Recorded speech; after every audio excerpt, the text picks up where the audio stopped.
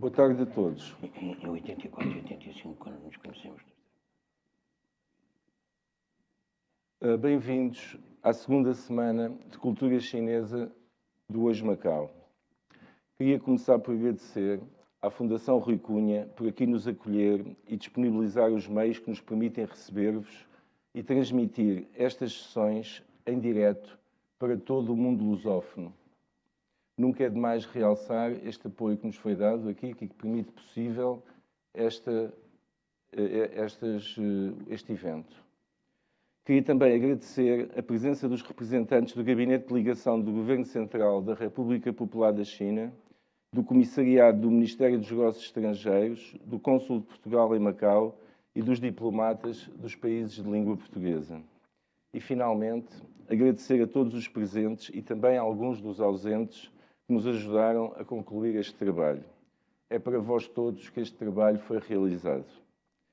Na primeira edição, fomos capazes de publicar 7 livros. Nesta, apenas 4 verão à luz.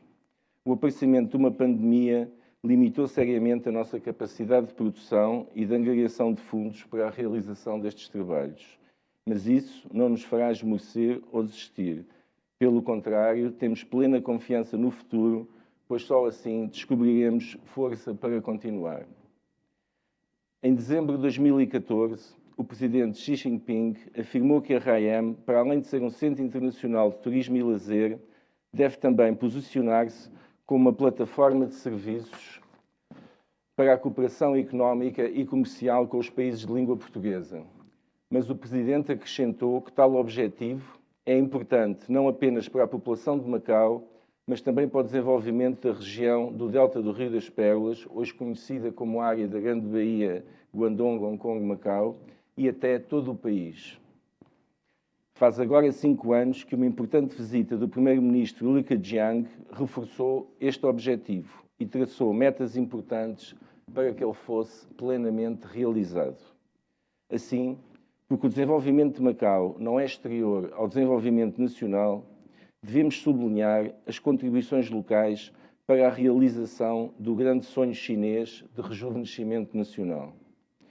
No nosso entender, a comunidade lusófona aqui residente poderá desempenhar um papel importante enquanto pilar dessa ponte que pretende levar a China aos países de língua portuguesa, aproveitando assim, da melhor maneira possível, a herança de uma história singular de encontros com 500 anos de idade e única no percurso conhecido da humanidade, no que ela representa de tolerância, paz e amizade entre os povos, que hoje, mais do que nunca, importa sublinhar. Mas além da cooperação económica e comercial, é fundamental entender que esta cooperação se processa entre pessoas e não apenas entre empresas e instituições. E no caso vertente, pessoas com culturas diversas, com saberes, valores, hábitos e costumes diferentes. É por isso muito importante que exista um conhecimento mútuo de cada vez mais profundo da história, do pensamento, da literatura e das artes, no sentido de aproximar os povos e, sobretudo, partilhar essa riqueza, agora que, inevitavelmente, construímos uma comunidade global de futuro partilhado. A China, com a sua civilização milenar e a sua extensa e profundíssima cultura, tem muito para dar ao mundo, embora nem sempre seja bem compreendida nos seus atos e intenções. Ora, esta incompreensão nasce também do desconhecimento dessa riqueza filosófica, cultural, literária e artística. A Semana de Cultura Chinesa, na sua segunda edição, pretende, portanto, dar a conhecer a cultura chinesa em diversas vertentes a todo o mundo lusófono. Fazemo-lo porque assim podemos ser úteis e eficazes, mas, sobretudo, porque tal trabalho também nos apaixona e enriquece enquanto seres humanos. Durante estes 5 dias falaremos de poesia chinesa, da sociedade chinesa, da pintura chinesa, do pensamento chinês e da história da China. Tudo isto em língua portuguesa e para todo o mundo lusófono. Sabemos que a nossa mensagem não chegará tão longe quanto seria desejável, porque não dispomos de meios para isso, mas também estamos ancorados na convicção de que poderíamos fazer mais e melhor. Como dizia o poeta português Mário de Sá Carneiro, um pouco mais de sol e eu era brasa, um pouco mais de azul eu era além. Acreditamos, no entanto, que nos aproximaremos cada vez mais desse além, desse horizonte, que é o respeito e a admiração mútua que proporciona o conhecimento dos bens culturais de cada povo e de cada civilização. É para isto que existe a Semana da Cultura Chinesa do Hoje Macau, que não se esgota neste evento, nestes 5 dias. Ficarão os livros como testemunhos e como instrumentos de transmissão de saber, à disposição de quem os quiser ler, e ficará dentro de cada um de nós o que cada um retirar destes momentos. Poderia lamentar a ausência de algumas instituições culturais de Macau, mas não o farei. Afinal, Confúcio disse: não te preocupes com não seres reconhecido pelos outros. Preocupa-te com o facto de não os reconheceres. E nós seguimos à risca este preceito, porque é sempre o nosso ganho ou a perda como consequência dos atos que praticamos ou deixamos de praticar, ou da sabedoria que adquirimos ou deixamos de adquirir. Se não atingimos o alvo, é em nós que devemos procurar as razões do nosso erro. Por isso, o que pretendemos é cultivar-nos interiormente, de modo a sermos pessoas melhores, mais solidárias, mais abrangentes, numa palavra, mais humanas. E ser esse o exemplo de vida que passamos aos outros. Muito obrigado.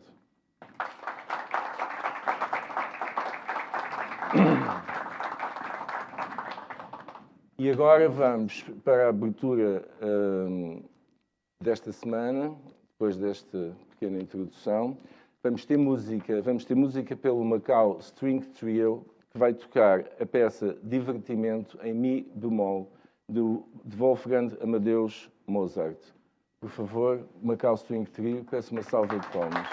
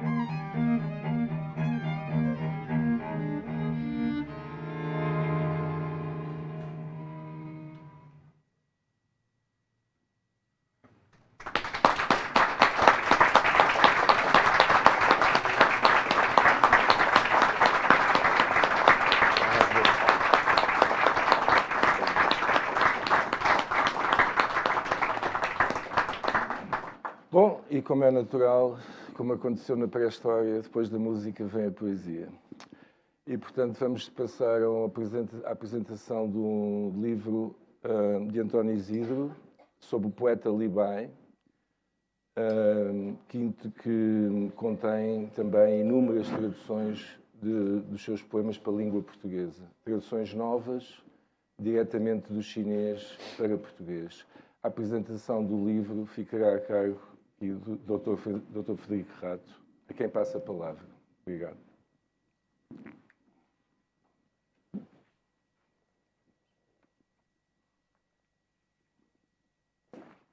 Muito boa noite a todos. Muito obrigado por terem vindo.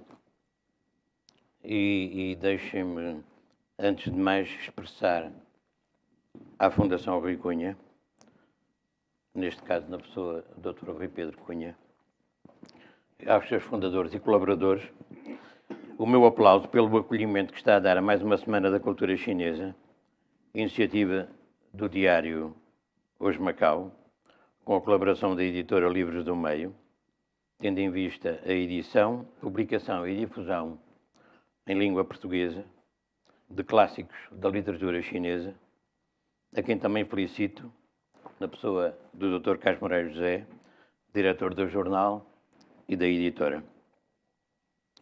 O livro que esta noite vai ser apresentado, dando assim início a esta Semana da Cultura Chinesa, tem por título Li Bai, A Via Imortal, e é da autoria de António Isidro, aqui ao meu lado, e é dedicada à poesia de Li Bai, seguramente o mais conhecido poeta chinês da dinastia Tang e provavelmente o melhor desse período imperial, sem fazer injustiça ao poeta Du Fu, que, curiosamente, é o poeta preferido do presidente Xi Jinping, como, aliás, ele próprio declarou quando vai descansar para o campo. Por aí já podem ver, senhoras e senhores participantes, a temeridade que é, da minha parte, ter aceitado o convite para esta apresentação. Antes de mais, cumpre-me agora apresentar o autor desta magnífica obra, que fica aqui diretamente voltada para os participantes. O António Isidro, que é um homem demasiado discreto e demasiado modesto, eu tive de espremê-lo, passo a expressão,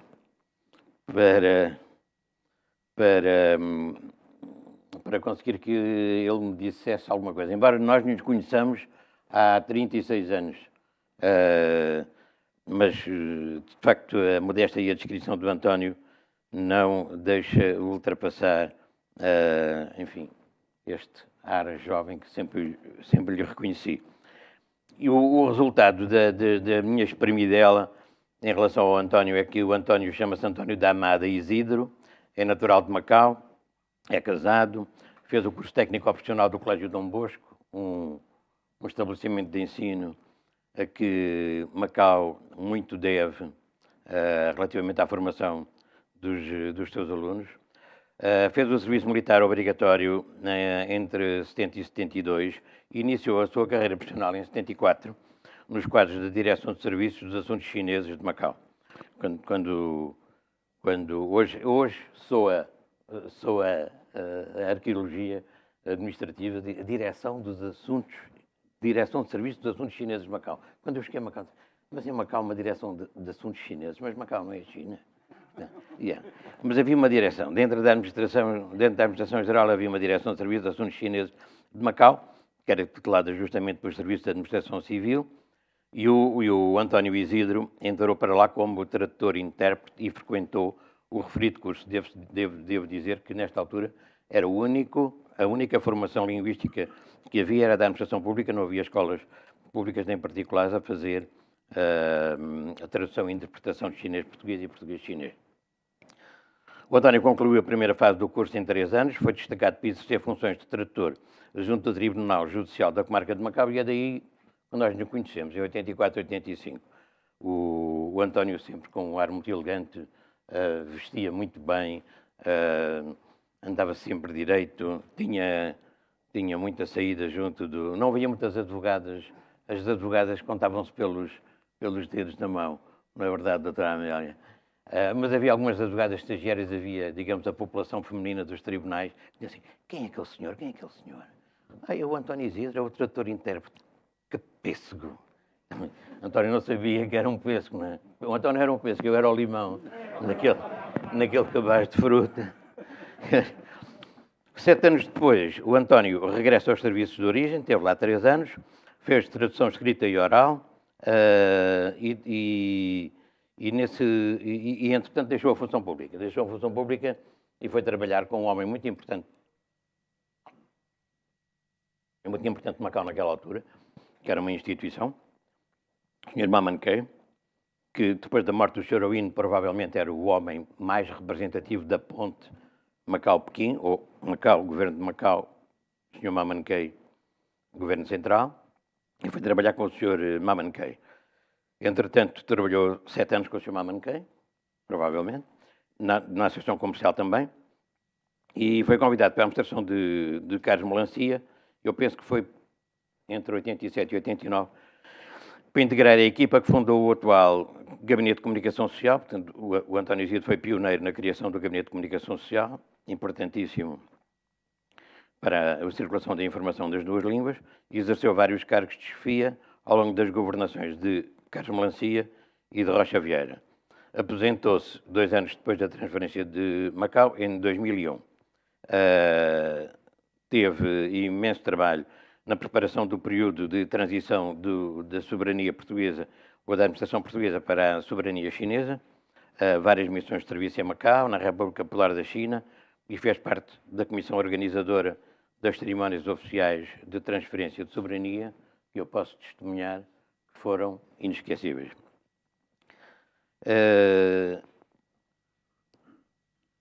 Acho que vale a pena referir a primeira vez que o António se defrontou com a tradução de uma poesia ou de um escrito poético, digamos assim.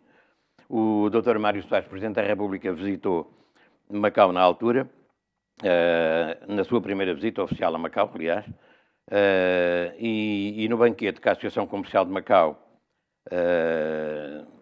representante informal, podíamos dizer, historicamente é mesmo assim, representante informal da presença do Governo Central, o Sr. Mamankey obsequiou o Sr. Presidente da República, Mário Soares, com grande pompa, e ofereceu-lhe um rolo vertical com um poema caligrafado em chinês. O doutor Mário Soares, que não tem papas na língua, como se lembram, certamente, disse logo, António, tens que me traduzir o que é que está aí.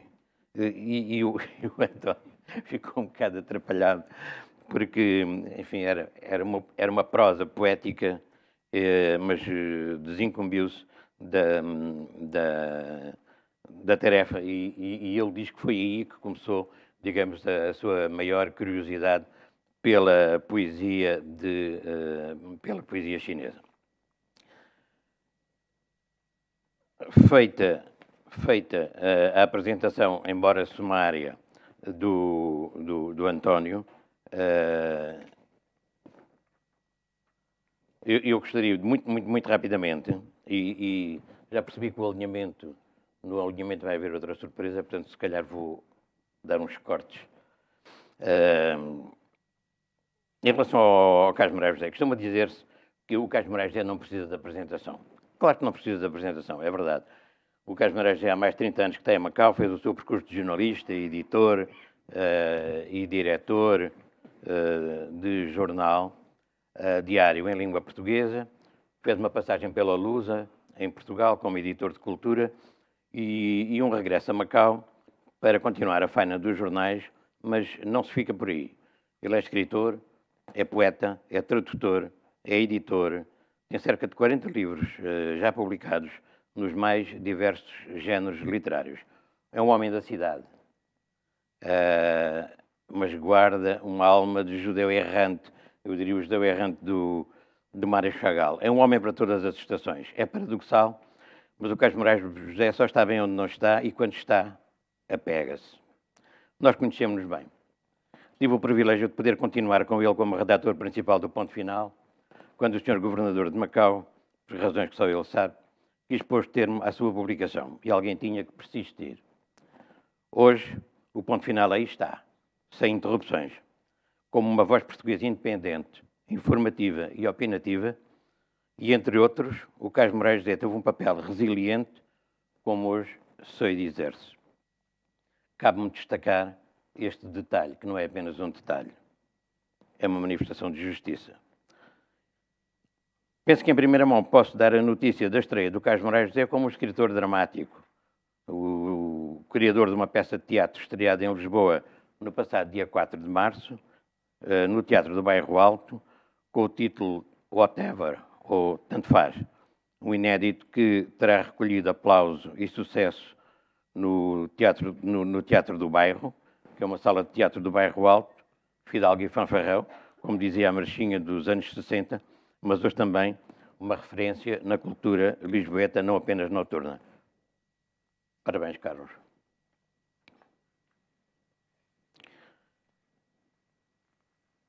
Eu decidi não fazer PowerPoint, primeiro porque fui apanhado à queima-roupa. E não tanto porque os doutores Rui Moura e Álvaro Rodrigues não gostem de PowerPoints, mas sobretudo que vinham, mas não vieram. Tenho pena. Mas sobretudo porque quando falamos de poetas e de poesia, devemos deixar fluir, definir e esbater as imagens que o poeta e a sua poesia nos suscitam, em vez de condicionarmos a nossa visão interior por matrizes e derivadas que podem castrar ou embaciar a montagem do nosso próprio filme, onde o caos pode ser a nossa ordem e a ordem ser caótica, como é próprio dos poetas e dos seus leitores, que são obrigados a inventar para se reconhecerem. Quanto ao poeta, hoje, sobre os nossos olhos, chama-se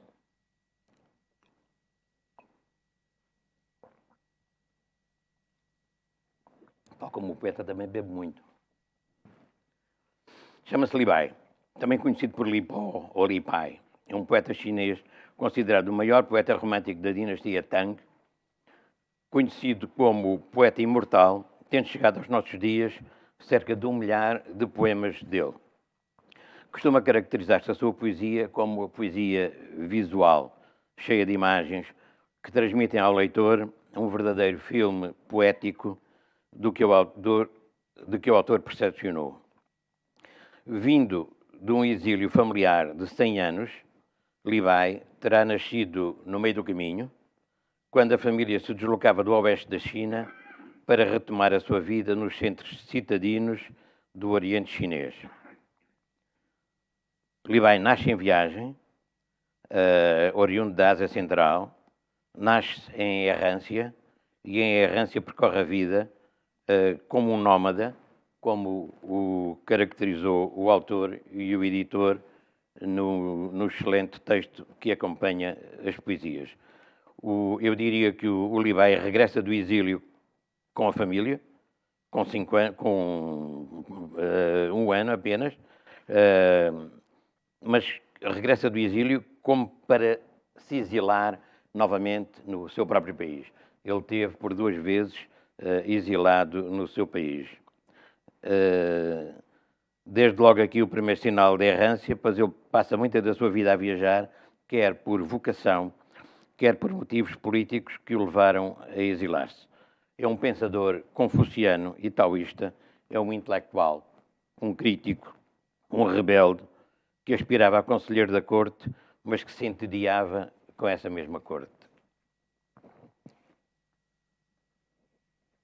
Li Bai é um poeta de palavras simples e, segundo alguns autores, influenciou decisivamente a poesia chinesa e a japonesa, inclusivamente influenciou a poesia de Mao Tse-tung. Sabemos também que alguns portugueses se interessaram pela poesia de Lao Tse e, nomeadamente, Camilo Peçanha, António Feijó, David Marão Ferreira, têm referências e alguma inspiração, diria mesmo, no estilo de Li Bai. Li Bai terá morrido afogado em Anhui, na província de Anhui, quando passeava de barco e bebia o seu vinho à luz da lua, tendo caído à água e morrido afogado. Mas mais do que a lenda da morte, Li Bai e a sua poesia são certamente uma constante celebração da vida. Estas são pinceladas gerais da vida do poeta, que terão a oportunidade de aprofundar com a leitura deste livro, porque o seu autor e o seu editor não se limitaram a apresentar as poesias, e o António não se limitou a traduzir os poemas de Li Bai, mas enquadrou-os, teve essa percepção, e é um privilégio para nós, de enquadrá-los no tempo e no espaço, mas também na personalidade do próprio poeta. Como disse há pouco, é da minha parte uma temeridade falar de um poeta maior, porventura o maior da China, e alcandurado há séculos a poeta universal, como um marco civilizacional da criação e da comunicação humanas, sucessivamente admirado e adotado pelas gerações desde o século VIII até à nossa era. Palavras, versos, sentimentos, percepções, criações sem forma física, exceto aquilo a que chamamos a frágil escrita, mas foi essa frágil escrita que se equipara às físicas pirâmides do Egito, à Grande Muralha, aos grafites de Foscoa e aos concheiros de Mus, que também ainda hoje fazem parte dos nossos dias. A poesia de Li Bai acompanhou-nos durante todos estes séculos. O António, naquilo que eu pude extrair dele, dizia que a beleza de uma língua, seja qual for, é intraduzível. Fiquei gago quando li a resposta àquelas perguntas provocatórias que lhe fiz. A beleza de uma língua, seja qual for, é intraduzível. A poesia é um artifício de chamar às coisas aquilo que elas não são, ou pelo menos de chamar às coisas aquilo que o poeta entende que elas são, que quer assim chamá-las porque é o que vê e o que quer ver, ou porque quer mentir, ou porque quer estar, ou porque quer ausentar-se. À saúde.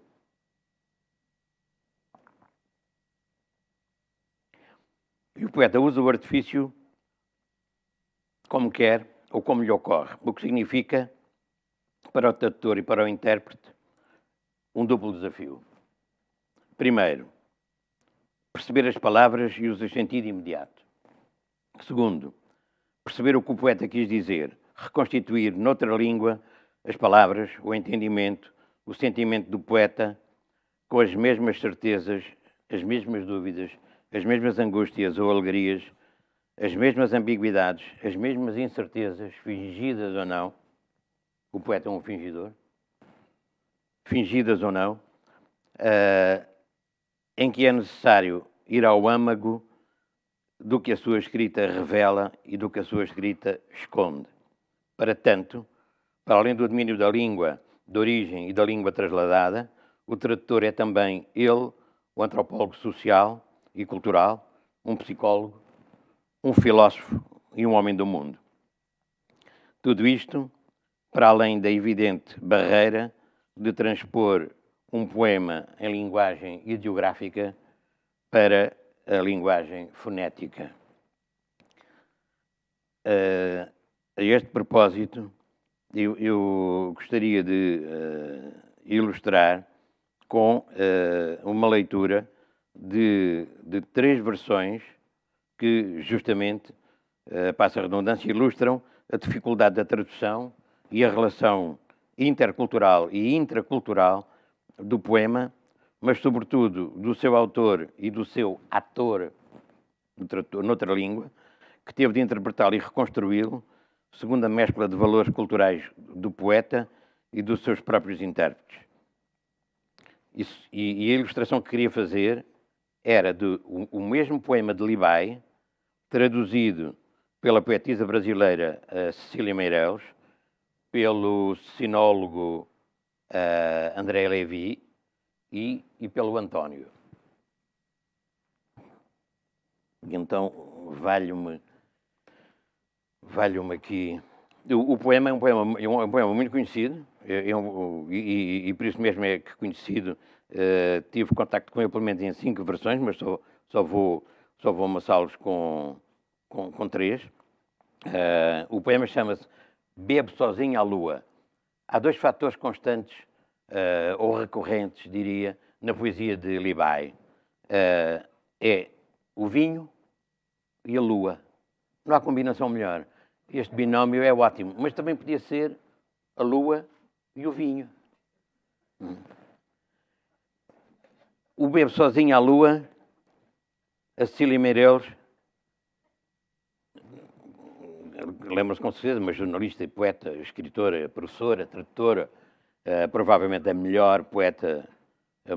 Ela não gostava que lhe chamassem poetisa. A melhor poeta brasileira, traduz assim: entre as flores da montanha há um jarro de vinho, sou o único a beber. Não tenho aqui nenhum amigo. Levanto a minha taça, oferecendo-a à lua. Com ela e a minha sombra, já somos 3 pessoas. Mas a lua não bebe. E a minha sombra imita o que eu faço.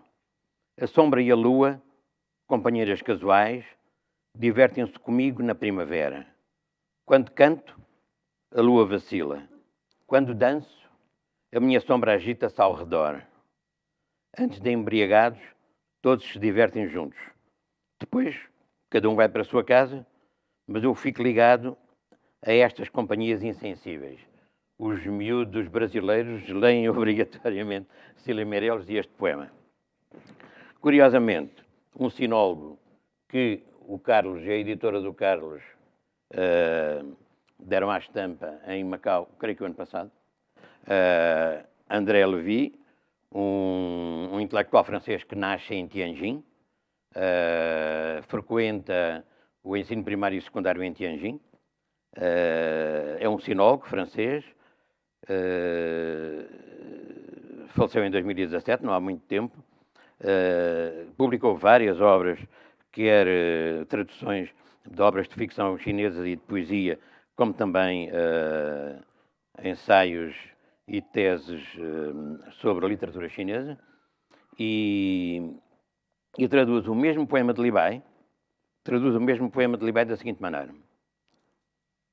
Certamente, este poema de Libai, é preciso dizê-lo, até por uma questão de clareza intelectual, foi certamente traduzido, penso que não está aqui o Dr. Raul Pissarra, está? Do francês. Pois. Portanto, logicamente, foi o Dr. Raul Pissarra que traduziu do francês a tradução do André Lévy, que era um bilingue perfeito, da língua mandarínica e da língua francesa. Entre as flores, um jarro de vinho. Bebo sozinho, sem amigos por perto. Ergo o meu copo e convido a lua. Encaro a minha sombra. E hoje que já somos 3. Mas a lua não sabe beber. E a sombra segue-me em vão. Que sejam estes os meus companheiros do momento. Alegria que festeja a primavera. Quando canto, a lua hesita. Quando danço, a sombra perde-se. Divertimos-nos enquanto estamos sóbrios e separamos-nos assim que ficarmos ébrios. Para sempre ligados pela errância sem paixão, reencontrar-nos-emos na Via Láctea.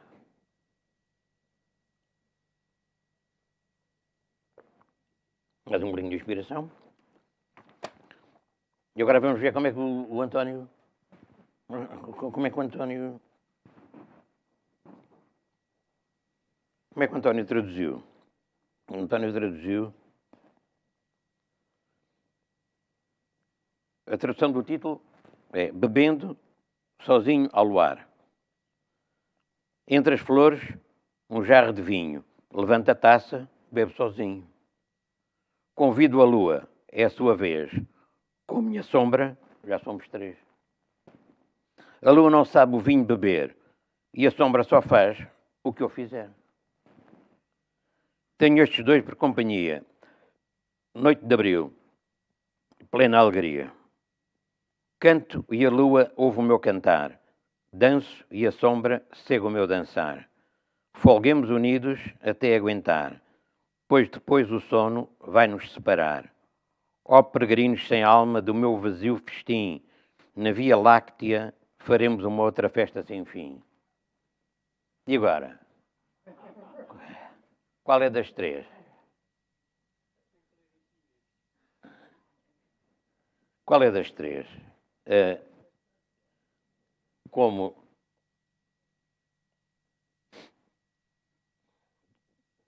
desde que tomei a palavra, isto é um grande atrevimento da minha parte, então vou-me atrever também a comentar cada uma. Cília Meireles. A tradução da Cília Meireles também fala, é a única que não fala na Via Láctea. Eu penso que ela é vegan, não gosta de nada de proteínas animais. Mas está lá.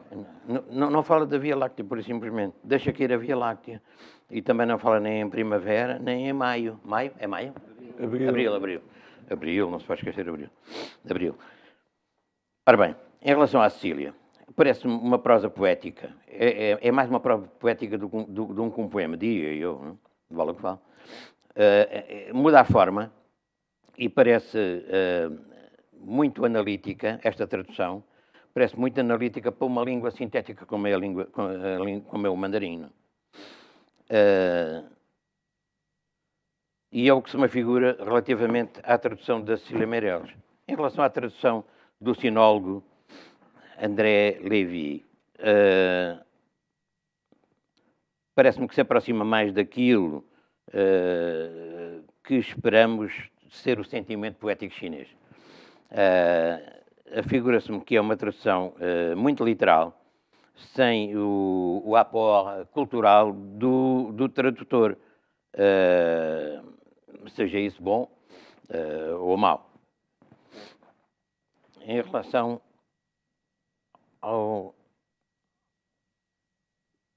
à versão do António, peço desculpa.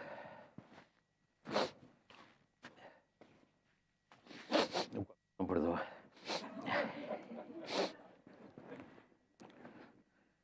António, o que é que está aqui escrito?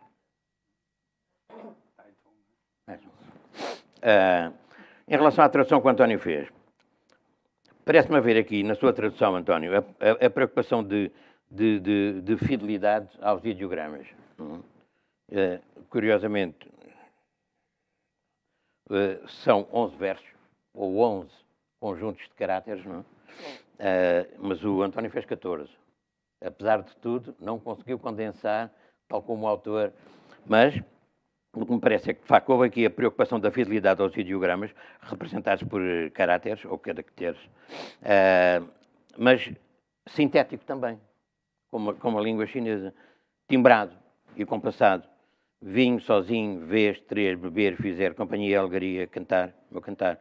Tem 2 versos, um ponto final. Uma quadra, um ponto final. 2 versos, ponto final. Uma quadra, um ponto final. Portanto, é timbrado, é compassado. E ainda por cima, rima. Houve digamos aqui, sem esmagar muito, houve aqui a sua preocupação de rimar com o que fosse possível. O que torna este poema, na sua versão, de mais fácil leitura. É de mais fácil leitura e este poema agarra mais. Não, também rima. Mais aproximado do original, sem dúvida. Mais aproximado do original. Evidentemente, cada uma é uma, cada uma vale por si. Não há primeiro, nem segundo, nem terceiro lugar. Digamos que são 3 lugares ex aequo. Mas é muito curioso porque têm as 3 a mesma fonte e as 3 para a língua portuguesa.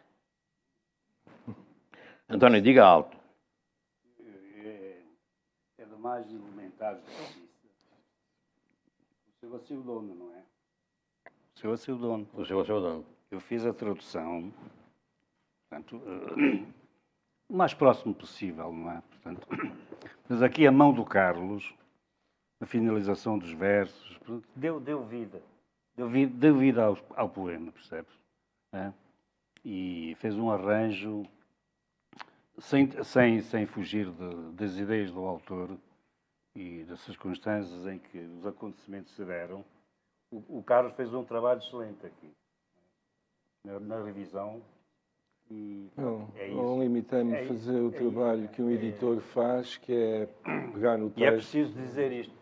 Portanto, o seu aceudónimo é doutor alimentar de justiça, não é?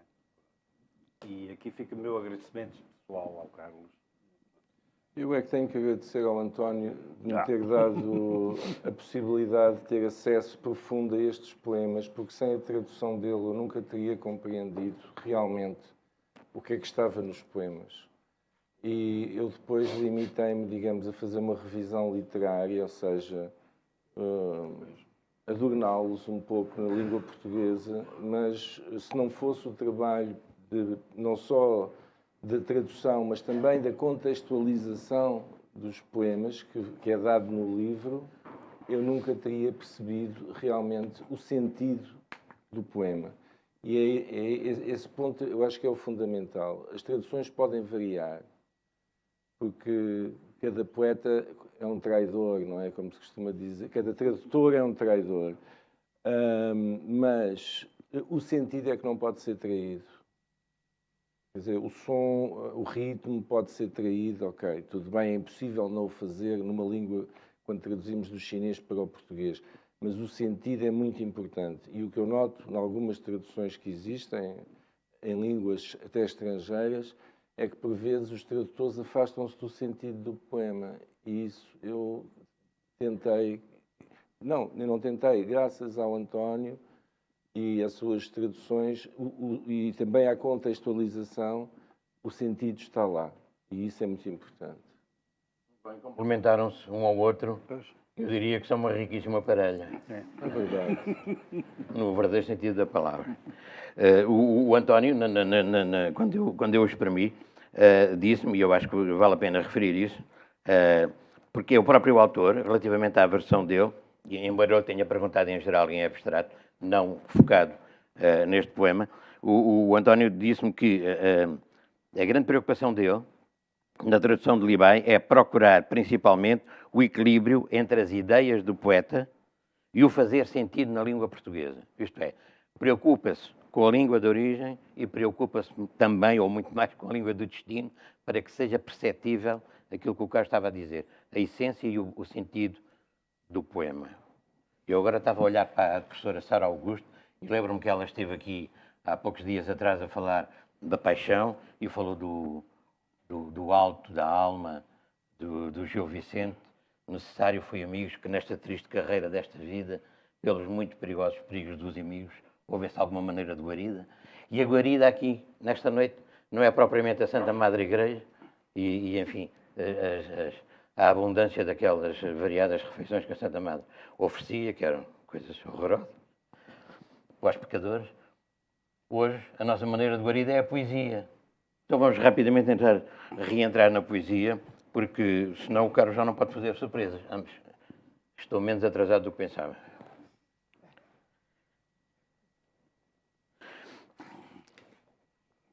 Eu só queria dar, até para não cair no vazio, porque o álcool no vazio tem o dobro do poder.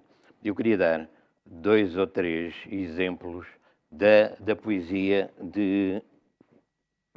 do Libai, traduzidas pelo António. Vou ver se consigo. E selecionei, nomeadamente, uma poesia da página 258, que, atrevimento por atrevimento, vou ler também. 258. Enfim, para além das montanhas e da natureza enfim, de algum perpassar até descritivo, e nomeadamente de cidades, de lugares, de batalhas, de conflitos, nós já temos a percepção de que o Libai entretém-se muito com a lua e com o vinho. Na conversa que tivemos rápida, perguntei, António, mas que raio de vinho é este que o Libai anda sempre a beber? Será o Motai? Será o Mautói? Mas não podia ser. Não podia ser. Na altura não havia. Não, pois. Não havia, ainda não tinham inventado, mas que pena. Ele fala às tantas de borras de arroz. Borras de arroz. Portanto, suponho que era vinho de arroz. Vinho de arroz. Mas o António também concluiu que era vinho de várias graduações. Graduações. Portanto, vinho fraco e vinho Exato, forte. vinho fraco. Portanto, porque ele faz uma comparação Ele diz isso num poema. entre os vinhos, não é? Portanto, este vinho é um vinho de arroz, necessariamente. É. Provavelmente não haveria outro fruto. E possivelmente haveria também vinho de flores. Pois. Carcume. Pois. Crisântemo, vinho de crisântemo. Crisântimos. Sim, e o licor de Licor de carcuma. Carcuma. E o licor de carcuma, exatamente. Exato. Portanto, era... Então, só para ilustrar, vamos ver aqui na página 258. Necessário foi, amigos, que entrássemos aqui no Libai. Bebendo à noite com um amigo. Procuro 100 jarros de vinho. Perdão, não sou um dizer, está aprovado. Procuro em 100 jarros de vinho diluir a amargura de 1000 anos. A noite convida a conversas amenas. A branca lua não nos deixa adormecer. Embriagados, alongamo-nos sobre a montanha vazia. O céu, meu cobertor, a terra, minha almofada. Ganda vinte, é? E eu saltava rapidamente para a página 256, que eu acho que faço aqui um parênteses muito rápido. O António divide a sua análise, curiosamente o António divide a sua análise por capítulos e chama aos capítulos pelas vias. Mais Nem para o conto. fim, mais para o fim. Acho que está aqui na penúltima. A tábua das Tábua das matérias. E as vias... ok, é curioso. A via do poema, a via da amizade, a via da guerra e da saudade. Esta saudade é saudade lisboeta, não é? A via da natureza, da lua e da ébria lucidez, e a via do imortal. Esta via que ele aqui indica, eu penso que é a via imortal. No brinde, um conselho. Nunca recuses um copo. O vento da primavera chega e sorri-nos. Pessegueiros e ameixeiras, velhos amigos, por nós desabrocham as suas flores. As totinegras cantam nas árvores de esmeralda. A lua espreita nos nossos cálices dourados. Ontem, as nossas faces eram jovens e rosadas. Hoje, cobrimos de tufos de cabelos brancos. Sarças espinhosas invadem o palácio de Shifu. Veados passeiam no terraço de Sutai, onde habitavam antes reis e imperadores. As portas agora estão cerradas sobre poeira amarela. Então, por que não beber? Onde estão os homens de outros tempos? Tem muita ética, tem muita moral esta via, não é? E para não vos maçar mais, O vinho dilui tudo. Dilui. O vinho Dilui tudo. Dilui tudo. Faz esquecer tudo. embora dependa da graduação, não é? E da quantidade. E da quantidade. Mas ele também tem aqui um sobre a quantidade. Há aqui um poema que é entrenecedor. Aproxima-se do licor da curcuma, mas fica um bocadinho aquém.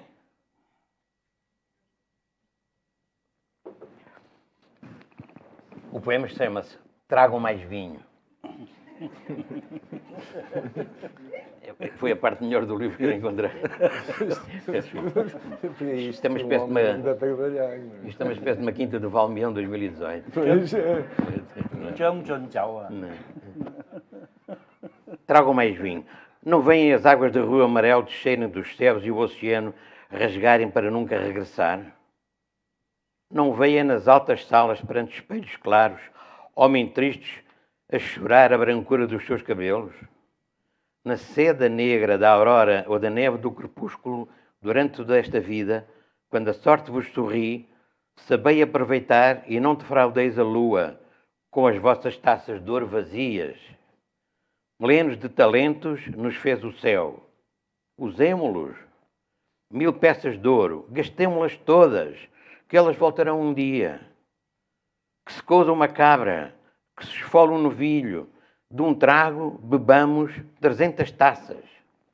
Mestre Sem, Dan Xiusheng, sirvam-se de vinho, não deem descanso às taças, que eu vos dedico uma canção. Prestai, pois, atenção. Sinos, rufos de tambor, iguarias, não igualam o nobre som de uma eterna embriaguez. Desde os tempos antigos, sábios ou santos, todos desapareceram no esquecimento. Só os bebedores deixaram escrito o seu nome. É verdade. Hemingway, São Francisco de Assis, Saramago, cerveja. Só os bebedores deixaram escrito o seu nome. Quando Sheng Wan oferecia banquetes no Palácio da Felicidade e a alegria crescia à conta de um vinho de 10.000 moedas, será que o anfitrião se queixava de não ter dinheiro? Tragam-nos mais vinho. Bebamos. O meu cavalo malhado, o meu casaco de pele, ordenai ao moço que os troque por bom vinho e afoguemos juntos a tristeza de 10.000 gerações. Chega de vinho. Ou não? Foi aqui apenas uma pequena amostra e eu vou concluir, até para não amassar mais o auditório que já tem sinais de cansaço. Estamos a chegar ao fim. Eu pessoalmente penso que o Libai fez desequilibrar intencionalmente o braquinho no qual bebia com gosto e com placidez o seu vinho e contemplava a lua a pratear as águas do lago onde barqueava. Afinal, os seus dois grandes amigos, o vinho e a lua, os maiores amigos de um homem sábio e inquieto, com preocupações esotéricas, filosóficas, políticas e sociais, amigo do seu povo e da natureza, um homem de elite que não aturava elitistas, um espírito errante, um cosmopolita sem cais de atracagem, que sublima e verte os seus valores e vivências na poesia e escolhe sabiamente como lugar de repouso todo um mar de sabedoria que aquele lago representava nas alegorias da sua cultura. E se nós estivéssemos, por razões várias, em tempos de contenção, eu diria, com Libai, tragam mais vinho.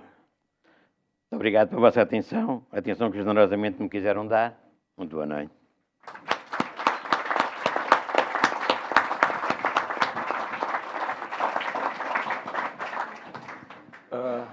Muito obrigado, Frederico, pela sua apresentação. Muito obrigado, António, por este magnífico livro. E agora vamos assistir a mais uma peça musical, desta vez uma peça chinesa, de Butterfly Lovers, concerto para violino, mas que aqui vai ser adaptado para o trio, pelo Macau String Trio. Por favor, peço as vossas palmas.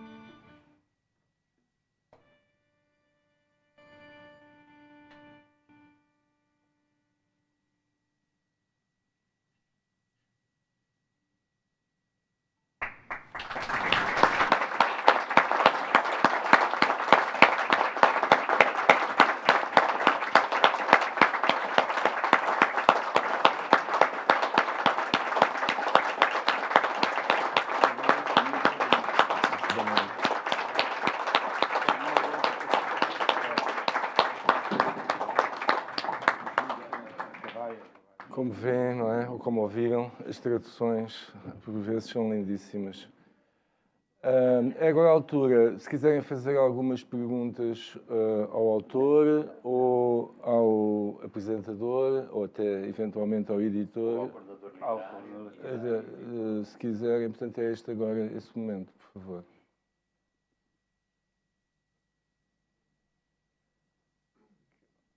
Ok. Boa noite, obrigado pelas vossas apresentações. Dr. Frederico Rato, acha que a poesia dele, pelo facto de evocar mais a noite, as sombras, as ténebras, é lúgubre? Ou a lua aqui tem que ser vista num sentido simbólico e ela representará outra coisa? Porque ele também fala em primavera, e primavera é luz, não é? Pronto, não sei se lhe oferece alguma coisa a dizer sobre a simbólica, ou se a lua é mesmo só o astro que à noite reflete a luz do sol, mas que no século VIII não se sabia disso.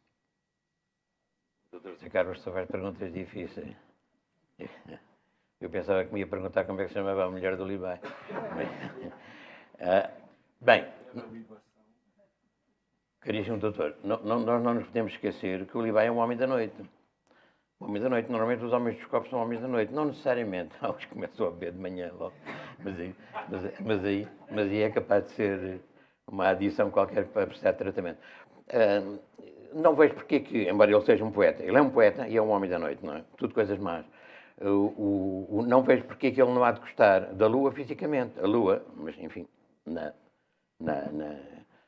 mística chinesa sempre representou a sabedoria, a claridade, a visão perspectiva, adivinha do futuro, bons auspícios. É o que representa a lua. Mas eu penso que ele também gosta da lua fisicamente, gosta do iluminar. Ele é um solitário. Libai é um solitário. É um homem que, por uma razão ou por outra, pode ter uma infinita capacidade de amar, mas os destinatários não lhe ligam muito. Não é? Portanto, ele isola-se de todo lado.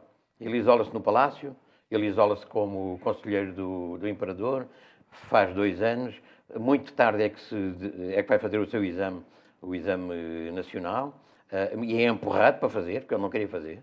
Ele queria e não queria, não é? Ele queria porque sabia que era um grande intelectual e queria ser posto à prova. Mas também não queria porque depois maçava e entediava a vida da corte. Mas faz, aos 45 anos faz e é admitido, claro. Aliás, uma das provas que faziam parte era justamente a prova da poesia. Ele ali estava à vontade. Mas o Lidu, estou a dizer bem? O Lidu, que também estava à vontade, chumbou 3 vezes. O Lidu, poeta chinês, portanto, provavelmente, enfim, ao nível do Libai, na prova de admissão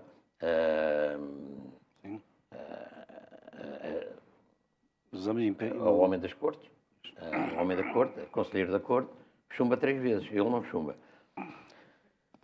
Mas é um homem que anda a fugir de tudo. Faz 2 anos de conselheiro da corte e põe-se logo a mexer, porque arranjam-lhe lá uns caldinhos e ele não se sente bem e desaparece logo. Por outro lado, também gosta muito de viajar, o que também é um terceiro defeito. Além disso, uma certa independência económica. Embora os pais não fossem muito ricos, o pai era comerciante, tinha algum dinheiro e ele também viajou muito à custa do dinheiro do pai. Vamos lá ver, ele não fazia nada, era poeta. Eu cá sou poeta. Não ando aqui a meter as mãos no violo metal. Então o pai dava-lhe o violo metal. Portanto, ele é um solitário. É um judeu errante também. Não era judeu, mas era errante. E toda a vida dele foi uma errância. Toda a vida dele foi um exílio, e eu diria, é uma vida de negrume. E é esse chamamento singular e sistemático que ele faz à lua é para que haja qualquer luz na vida dele. E acho que é aquela luz que o redime e que o reencontra. E o álcool, claro. O Libai viaja muito durante o dia. Distrai-se ali, acolá, não é? E nas noites é que mexe com ele. Os sentimentos, a nostalgia, as lembranças. E depois vai buscar um amigo, que é o vinho. e com o vinho, portanto, deleita-se com a lua. E da lua ali é que vem a musa, a inspiração para escrever. As noites mexem muito com ele, as noites. Trazem as lembranças, as nostalgias, essas coisas todas. Portanto, Eu gostava também de chamar a atenção, já agora, Zé Carlos, para outro aspecto, que é o seguinte. Na poesia do Libai, ele usa muito as oposições. Portanto, ele, ao longo dos versos, vai usando o claro, o escuro, o alto, o baixo, o inverno, a primavera. Portanto, ele usa muito essas oposições. E também, em relação à lua, outra coisa que se nota na poesia dele é uma relação complicada com a morte. E, portanto, nós sabemos que na lua vive a deusa que está, e o coelho que estão a fazer o elixir da imortalidade, que é algo que os taoístas sempre procuram, não é? E que ele também, ele fala muitas vezes que, pronto, tanta coisa para ao fim ficar nada. Portanto, há sempre esse olhar para a lua como, e ele também diz muitas vezes, a lua que já viu tanta gente é a mesma lua que me está a ver agora a mim, que já viu os do passado que agora já cá não estão e que são pó e que eu já nem sei o nome. E aqueles palácios todos que agora estão banhados pelo luar e onde as belas senhoras andavam com os seus vestidos e os homens e os heróis passeavam e agora estão destruídos e são os veados que passeiam entre as ruínas. Portanto, há este lado. Outro aspecto é que, como todos nós sabemos, o Sol chapa-nos contra a Terra. A Lua permite-nos o acesso ao universo.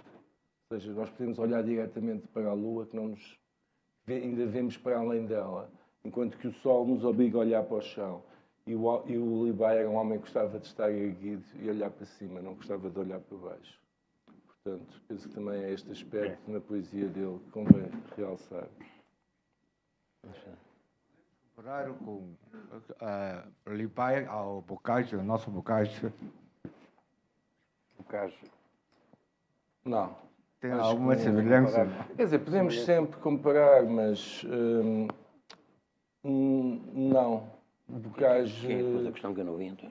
eu não sei, acho-os muito. Compararia mais facilmente a vida de ambos, por exemplo, com Camões, a vida de Camões com a vida de Libai, do que com a vida do Bocage. O Bocage foi sempre uma pessoa muito protegida por determinadas forças que não se manifestavam muito claramente, mas que existiam e que sempre o protegeram em todo lado, inclusivamente aqui, em Macau e na Índia, etc. E ele não gostava realmente de viajar. Ele viajou, mas assim que pôde, voltou para Portugal e lá viveu a sua vida. Enquanto que o Libai foi sempre um nómada, um errante, que nunca se deu bem na corte, enfim, que conseguiu estar na corte e conseguiu inclusivamente estar na academia, mas que rapidamente abandonou e se foi embora. Portanto, é um tipo de boemia diferente, penso eu. A boemia de Libai mais erudita, a boemia de Bocage mais popular, mais de taberna popular, enquanto que a boemia de Libai penso que era mais com os seus amigos poetas, com os seus amigos pintores, com os seus amigos monges, com quem ele aprendeu muito, não é? Ele aprendeu muito com os ermitas que ele encontrava na montanha e com quem passava longos períodos de tempo, nomeadamente nas suas primeiras décadas, na sua juventude, de 20 anos, 30 anos. Ele tem vários poemas sobre isso que vocês podem encontrar neste livro. Portanto, penso que é mais por aí. Não sei se o António está de acordo. Até porque não conheço bem o Boccaccio. Porque gostei muito de os ouvir, os três, e de facto... Nós somos três. Os dois. A Lua e Como Sim. na poesia, Mas com a sombra. esta questão, acho que os três, obviamente, estão lembrados dos poetas malditos do Baudelaire, não é? mais para E aí. quando eu estava a ouvir, portanto, eu sou uma fanática do Baudelaire, e quando estava a ouvi-los, estava justamente a recordar a poesia, porque, obviamente, como não trabalho nem em literatura nem poesia, leio por gosto. E aquela ideia que diz da lua, obviamente é uma lua, mas que tem a noite, ou não? Porque os poetas malditos, quando lemos os poetas malditos, eles influenciam-nos de tal maneira quase que nos transubstancializamos neles, quer dizer, aquele fulgor que ele transmite. Ou, por sua vez, Libai era um homem, digamos, alegre, fanfarrão, que gostava da lua para cantar, ou é um homem que vive a lua para sofrer a densidade da vida, a transitoriedade da vida? Eu talvez pusesse a questão em termos de aquisição de intensidade. Acho que isso é muito importante, quer em Baudelaire, quer em Libai. Em Baudelaire estou-me a lembrar do poema Embriagai-vos, seja a que hora for, Isso não é? mesmo. E quando acordares na valeta, pergunta à ave, à hora, pergunta que horas são e saberás que são horas de te embriagares, de vinho, de poesia, de amor. E eu penso que há poemas de Libai que ele exprime a mesma necessidade de aquisição de intensidade, ou seja, e o que é uma aquisição de intensidade? É aquilo que nos permite cavar instantes internos no fluir do tempo. Ou seja, como se o poeta criasse uma caverna, uma bolha, em que parece que o tempo deixa de passar por causa da embriaguez também, embora essa embriaguez possa ser motivada não só pelo vinho, Não pode te importas ser, que eu beba do teu como vinho? ele diz, como diz Baudelaire, pela poesia, ou Pelas pelo amor, nuvens. ou pela contemplação da beleza. No caso de Libai, é muito presente essa sensação na contemplação da beleza. Ele sobe a um pavilhão, olha a paisagem e sente-se, digamos que pleno, pleno de intensidade, e faz um poema. Eu não sei ler em chinês, mas imagino que são poemas ritmados, são poemas que rimam e que têm um ritmo forte, como ele nos dá a indicar pela sua própria personalidade. Portanto, eu penso que é esta a questão, aquisição de intensidade. Portanto, saltar fora do tempo e criar outro tempo dentro do tempo, é como se pudéssemos ser eternos nesse momento, instantes de eternidade, que cada poema depois representa. Parece-me que é isto que une Baudelaire, por isso é que são românticos, por isso é que chamam romântico. Eu tenho alguma dificuldade em pôr as pessoas dentro de gavetas, não gosto muito, penso que é mais ou menos um facilitismo, está a dizer, este é romântico, o outro é isto, o outro é aquilo. Mas pronto, de algum modo o romantismo será essa parte, que é um indivíduo que se confronta com o tempo, que é como quem diz que se confronta com a morte, e que nós sabemos que a literatura é o mais poderoso inimigo da morte. E quem não acredita nisto, que leia As Mil e Uma Noites, onde isso está muito claro, não é? Em que a literatura salva Sherazade da morte. Portanto, que é um dos livros mais claros nesse papel da literatura, que é salvar-nos daquilo que é efêmero e construir locais eternos. Portanto, parece-me que é isto. Olá, senhor António. Eu gostei muito da sua tradução. Aliás, em Macau já se publicou uma outra versão de tradução dos poemas de Libai, que é feito por António Graça de Abreu. E nesse caso eu queria saber o que lhe levou a fazer esta tradução, e com esta tradução, quais aspectos que você quer mais transmitir aos leitores de alvo. Obrigado. De onde é que está a falar? Não estou a ver. Está ali. Então, obrigado. O livro, a tradução que o senhor falou, como é que se chama? Do António Graça Abreu. António Graça, eu tinha ouvido falar sobre ele, mas nunca tive a oportunidade de ler o livro, a tradução, de maneira que sobre este trabalho não posso pronunciar, não é?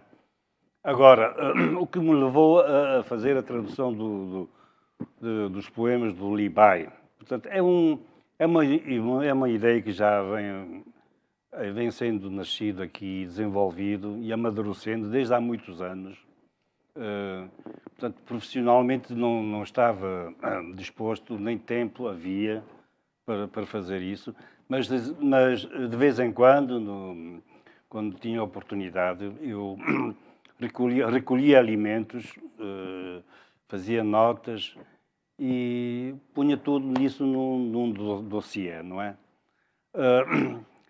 Portanto, há 2 anos eu já tinha bastantes elementos compilados. Portanto, há 2 anos veio a pandemia, chegou a Macau, a pandemia. O governo mandou fechar tudo, também fechei-me no quarto e, portanto, decidi começar a fazer a tradução dos versos, não é? Começo a fazer a tradução. Agora, a intenção é, portanto, divulgar a cultura chinesa para gentes da língua portuguesa.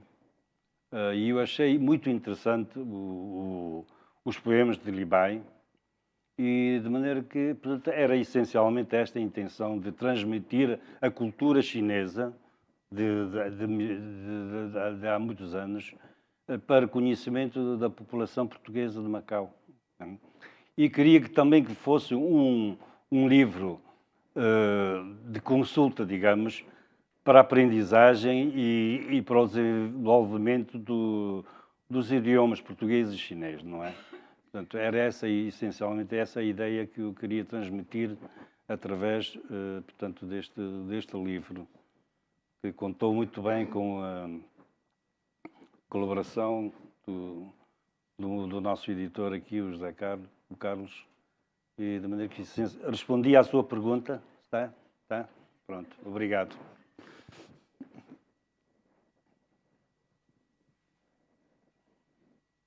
Mais perguntas? Bom. Aqui. Ali.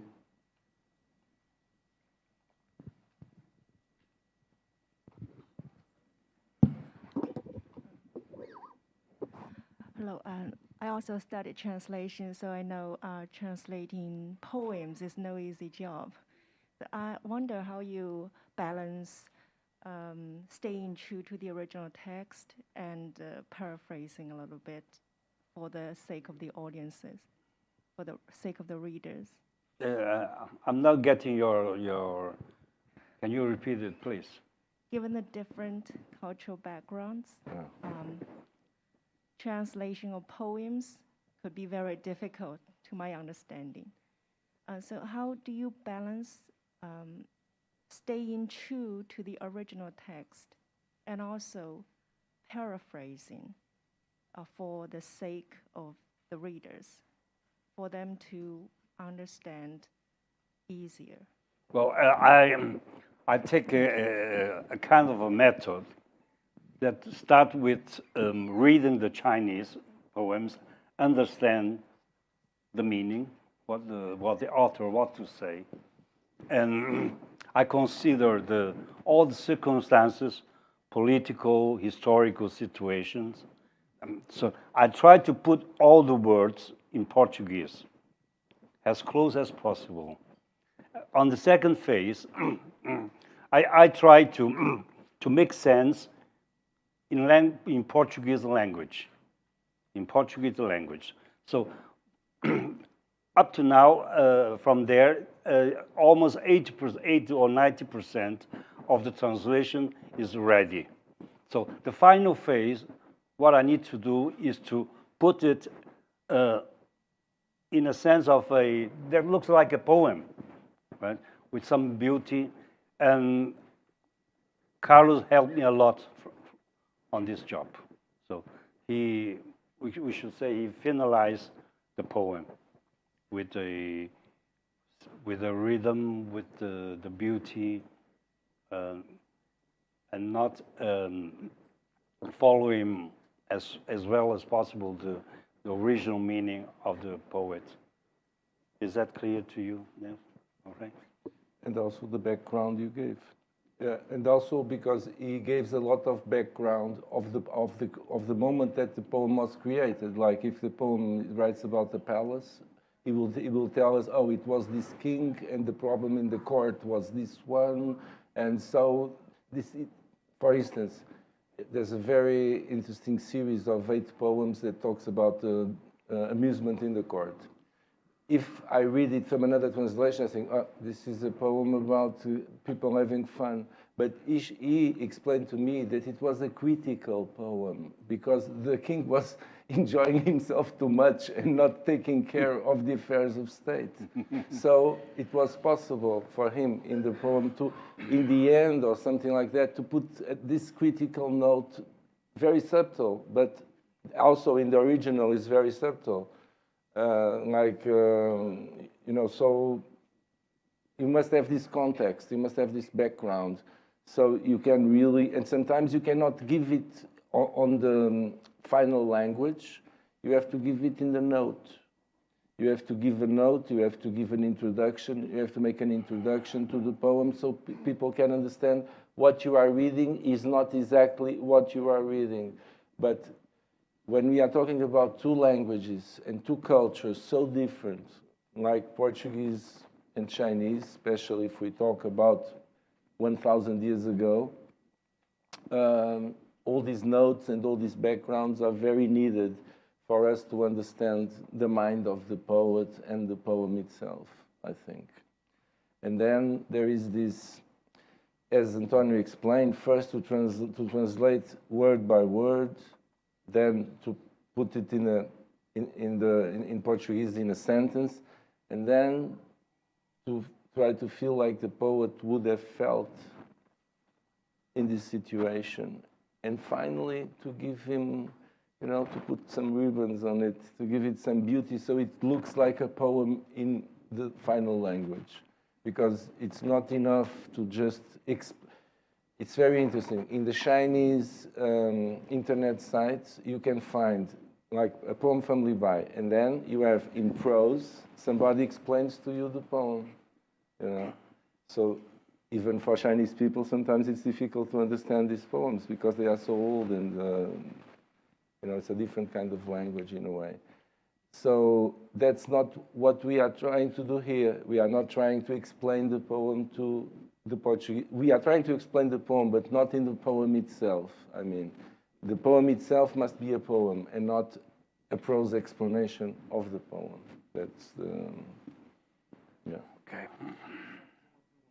Quer dizer que o António Isidro é um bom intérprete de poesia. Está para mim... Não... Sim, é um bom tradutor e Não é só intérprete, não é? Não, é mais do que tradutor, porque, e não é só isso, também é quase historiador do poema também, não é? Porque dá-nos o contexto em que o poema foi feito, e isso é muito importante. Vocês podem ver isso no livro, perceberão muito melhor os poemas de Li Bai através deste livro do que qualquer outro que tenha só os poemas em si, porque isso não vos dá o contexto. Há poemas muito famosos de Li Bai, não é? Que se nós não soubermos onde é que ele estava, porque é que fez aquele poema, etc., não conseguimos compreender o poema, o sentido todo do poema. E isso, neste livro, está presente.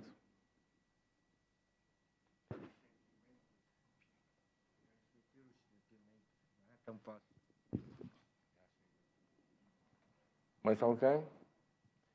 Bom, vamos então encerrar esta sessão. Quero-vos só dizer o seguinte, que amanhã vamos ter aqui uma conferência pela professora Ana Saldanha sobre a mulher chinesa, nomeadamente, portanto, a evolução socio-jurídica da mulher chinesa durante o século XX, do Império até aos nossos dias. E hoje vamos fechar com chave de ouro, com mais uma interpretação do Macau String Trio, que nos vai dar, desta vez, a música Serenade, portanto, Serenata, do compositor húngaro Don Hatty. Don Hatny. Por favor.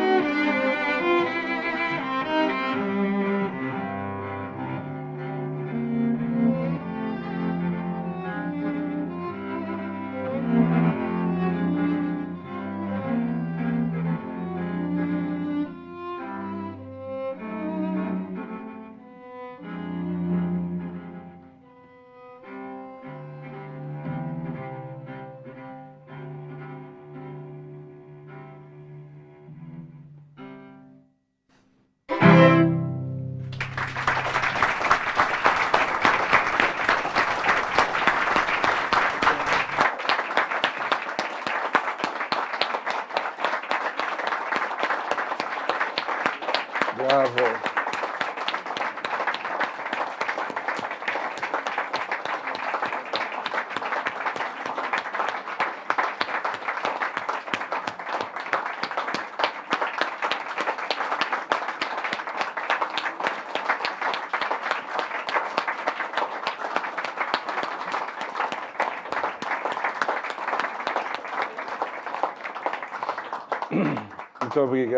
Muito obrigado a todos. Até amanhã. Se puderem vir, não percam.